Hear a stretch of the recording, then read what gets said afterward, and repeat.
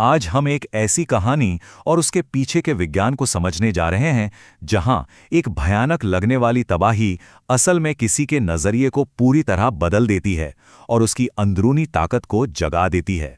तो चलिए इस कहानी में जरा गहराई से उतरते हैं। देखिए, ये जो बात है ना, यही विशाल की कहानी का पूरा सार है। ये एक ऐसे पैराडॉक्स, एक ऐसे विरोधाभास की बात है जो हम सबकी जिंदगी में भी कहीं ना कहीं किसी ना किसी रूप में मौजूद होता है। तो कहानी का हीरो है विशाल, एक ऐसा नौजवान जो समंदर के तूफान में फंसने से बहुत पहले ही अपनी ही जिंदगी के तूफान में भटका हुआ था। अब देखिए, एक तरफ तो विशाल के बड़े बड़े सपने थे कि अपना बिजनेस हो, कुछ क्रिएटिव कंटेंट बनाया जाए, दुनिया घूमी जाए। लेकिन दूसरी तरफ हकीकत क्या थी? खुद पर यकीन की कमी, हमेशा दूसरों की सलाह पर चलना और सबसे बड़ा फेल होने का डर। और बस इसी डर ने उसे अपने सपनों से दूर कर दिया और उसने मर्चेंट नेवी ज्वाइन कर ली। और फिर एक रात अचानक सब कुछ बदल जाता है। एक जबरदस्त तूफान आता है, जहाज डूब जाता है और विशाल की पूरी दुनिया ही बिखर जाती है। वो जैसे तैसे बच तो जाता है, पर खुद को एक सुनसान अनजान द्वीप पर बिल्कुल अकेला पाता है। और शुरुआत में तो जाहिर है वो पूरी तरह से टूट गया था, बस रोता रहा, ऊपर वाले से यही सवाल करता रहा कि मैं ही क्यों, मेरे साथ ही ऐसा क्यों हुआ। उसकी निराशा की, उसके कन्फ्यूजन की कोई हद नहीं थी। लेकिन देखिए, निराशा हमेशा नहीं टिकती। धीरे धीरे वो निराशा जिंदा रहने की एक जिद में, एक लड़ाई में बदलने लगी। एक उम्मीद की किरण कहीं से जागने वाली थी। और यही कहानी में एक बहुत बड़ा ट्विस्ट आता है। उसे एक पुराना लकड़ी का बक्सा मिलता है और इस बक्से में क्या था? एक सर्वाइवल गाइड। ये किताब उससे भी पहले उस द्वीप पर फंसे किसी इंसान ने छोड़ी थी और बस इस किताब ने उसे सब सिखाया। मछली कैसे पकड़नी है, साफ पानी कहाँ मिलेगा, आग कैसे जलानी है। लेकिन आप जानते हैं, उस गाइड का सबसे बड़ा सबक ये सब नहीं था। सबसे बड़ा सबक कुछ और ही था।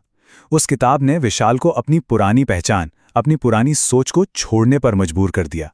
वो अब सिर्फ एक जहाजी नहीं था, वो एक मछुआरा बना, एक बिल्डर बना, एक स्ट्रैटेजिस्ट बना और इन सबसे ऊपर वो एक सर्वाइवर बना। उसने खुद के अंदर के उस इंसान को खोज निकाला जिसके होने का उसे खुद भी अंदाजा नहीं था। विशाल ने खूब मेहनत की, रहने के लिए एक छोटी सी झोपड़ी बनाई। अब लग रहा था कि चलो जिंदगी थोड़ी पटरी पर आ रही है कि तभी एक भूकंप आया और उसके बाद आई एक विशाल लहर और उसकी झोपड़ी, उसकी सारी मेहनत सब एक पल में बहा ले गई। और इस बार तो उसकी उम्मीद जैसे पूरी तरह ही टूट गई। वो फिर से गिड़गिड़ाने लगा। उसे लगा कि किस्मत जैसे उसके साथ कोई खेल खेल रही है, उसे बार बार गिराने की कोशिश कर रही है।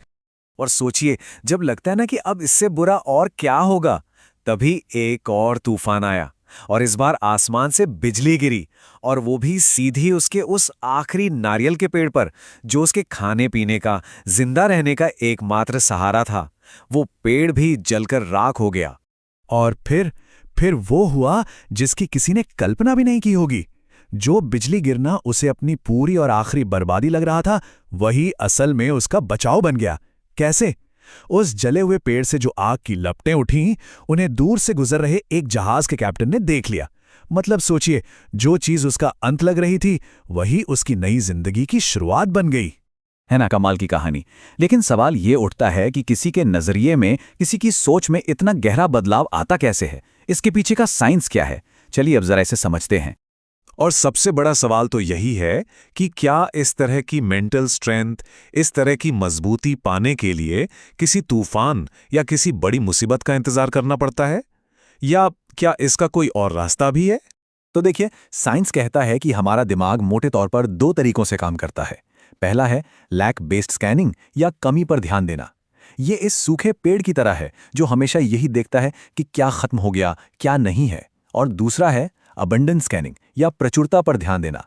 ये इस हरे भरे पेड़ जैसा है जिसका फोकस इस बात पर है कि क्या कुछ मौजूद है, क्या अच्छा है। और हम में से ज्यादातर लोग अनजाने में ही पहले वाले मोड में, यानी कमी वाले मोड में अटके रहते हैं। और बस यहीं पर ग्रैटिट्यूड यानी कृतज्ञता का रोल आता है। ये सिर्फ एक अच्छी फीलिंग नहीं है, बल्कि एक बहुत ही पावरफुल बायोलॉजिकल टूल है जो हमारी दिमागी और शारीरिक हालत को पूरी तरह बदल सकता है। कृतज्ञता यानी आभार का भाव सीधा हमारे नर्वस सिस्टम पर असर डालता है।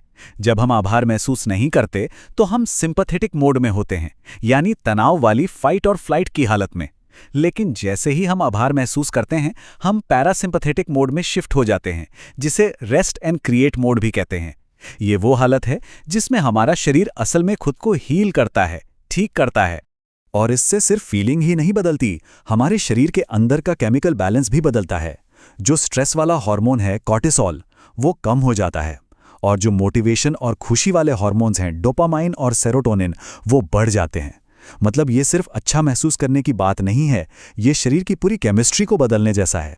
रिसर्च तो ये भी कहती है कि इससे हार्ट ब्रेन कोहेरेंस की एक स्टेट बनती है। अब ये क्या है? आसान भाषा में समझें तो हमारा दिल और दिमाग एक साथ एक ही लय में काम करने लगते हैं, और जब ऐसा होता है तो हमारे फैसले ज़्यादा साफ होते हैं और हमारे इंट्यूशन यानी अंदर की आवाज़ वो भी मजबूत होती है। तो अब सवाल ये उठता है कि इस पूरी साइंस को अपनी रोज की जिंदगी में उतारा कैसे जाए। खुशी की बात यह है कि इसका एक बहुत ही आसान तरीका है। देखिए, ये एक बहुत ही पावरफुल लेकिन सिंपल प्रैक्टिस है। पहला, सुबह उठते ही बस इस बात के लिए शुक्रगुजार होना कि एक और नया दिन मिला, हम सांस ले रहे हैं। दूसरा, दिन के दौरान छोटी छोटी चीज़ों के लिए थैंकफुल होना, जैसे कि अच्छा खाना मिला, किसी दोस्त से बात हो गई, या बस 5 मिनट की शांति मिली। और तीसरा, रात को सोने से ठीक पहले पूरे दिन में हुई कोई एक अच्छी चीज़ याद करना और उसके लिए दिल से आभार महसूस करना। बस इतना ही। ये आदत धीरे धीरे हमारे दिमाग की वायरिंग को ही बदल देती है। और एक बात हमेशा याद रखनी चाहिए कि हमारी बाहर की दुनिया हमारी अंदर की दुनिया का ही आईना होती है।